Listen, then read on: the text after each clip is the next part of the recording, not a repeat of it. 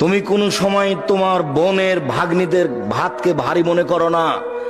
তোমার বউ কিন্তু বলছে বারবার, দেখো তোমার ভাগ্নি আছে, তোমার ভাগনা আছে, তোমার বোন আছে, তোমার বাপের দোস্ত আছে, কত মানুষ আছে, এত রান্না করা যাবে না।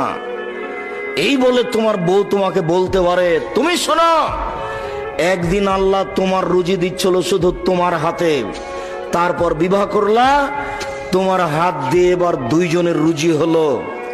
তোমার একটা ছেলে হলো, তোমার হাত দিয়ে তিনজনের রুজি হলো। একটা মেয়ে হলো, তোমার হাত দিয়ে চারজনের রুজি হলো। ভাগ্নে এসেছে, 5 জনের রুজি হলো। ভাগ্নি এসেছে, 6 জনের রুজি হলো।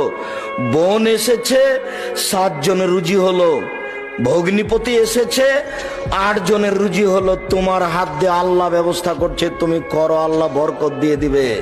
তুমি বলে দিও, আব্বা আমার কাছে খাবেন, আম্মা আমার কাছে খাবেন, আমার ভাগ্নে আমার কাছে খাবে, ভাগ্নি আমার কাছে খাবে, বোন আমার কাছে খাবে, দোলা ভাই আমার কাছে খাবে, আমার বাপের যত আত্মীয় স্বজন আছে সব আমার কাছে খাবে। তুমি খাওয়াতে শুরু করো, তো তুমি 6 মাস পরে দেখবে তোমার টাকা পয়সা বেশি হয়ে গেছে, হবেই। এর নাম বরকত। মন সংকীর্ণ করো না।